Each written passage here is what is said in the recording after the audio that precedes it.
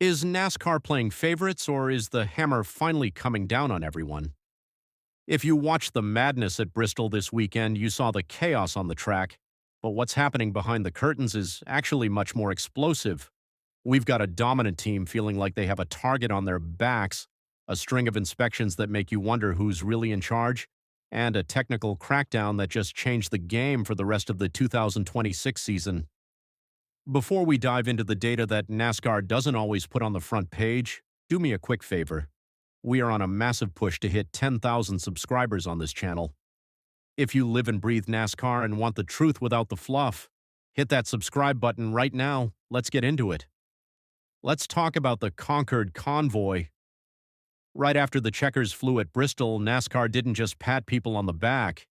They grabbed the cars of Kyle Larson and Tyler Reddick and hauled them straight to the R&D Center in North Carolina.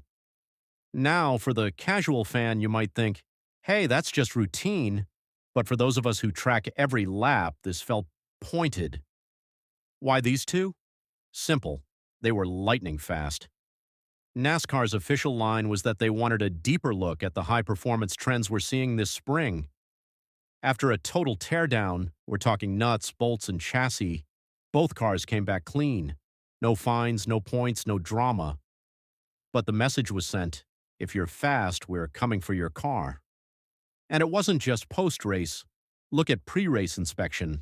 5 teams, including heavy hitters like Ross Chastain and Michael McDowell, failed before the green flag even dropped. Losing your car chief at a place like Bristol is like trying to win a boxing match with one hand tied behind your back.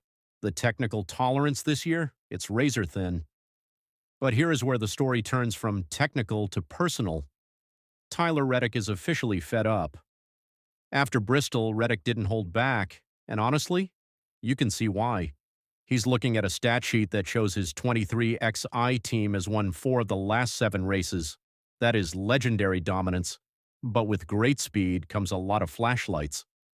Reddick openly questioned if the scrutiny has become excessive.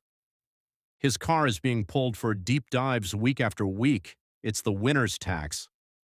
In NASCAR history, when a team finds a gray area, that magical spot in the rulebook that makes them faster than everyone else, NASCAR usually tries to find it and close it.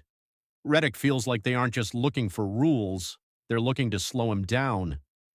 Then came the race killer, the pit road speeding penalty. Now look, pit road is digital. It's black and white. You're over or you're not. But when you're already feeling targeted, a penalty like that feels like the universe is piling on. At Bristol, track position is oxygen. Once Reddick got that penalty, his rhythm was shattered. He went from a contender to being stuck in the Bristol blender in the back of the pack. We can't ignore the Truck Series either. The Christian Eckes and Corey Heim saga just added another chapter of bad blood. When Eckes sent Heim into the wall in turn 1, the collective gasp from the stands was audible. Given their 2024 championship history, the intentional word started flying around immediately. NASCAR cleared Eckes, no penalty, but that's the irony, isn't it? On one hand, you have teams like 23XI feeling over-policed on tech, and on the other, you have drivers feeling like the Wild West is back on the track. It's a delicate balance that NASCAR is struggling to strike right now. So, what's the real takeaway here? Is there a conspiracy? Probably not. But there is a shift in intensity. NASCAR is under pressure to keep the next-gen car parity alive. If one team, like 23XI, figures something out that the others haven't, NASCAR's instinct is to investigate until they can explain that speed to the rest of the field. For Reddick and Larson, the message is clear.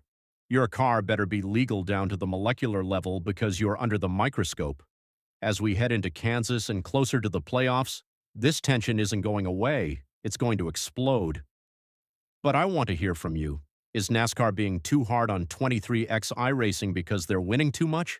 Or is this just the price of being the best in the garage right now? Drop a comment below.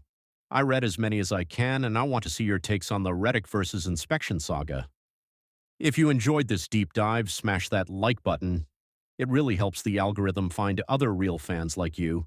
And don't forget to subscribe as we hit that 10,000 sub milestone. Thanks for watching, and I'll see you at the next green flag.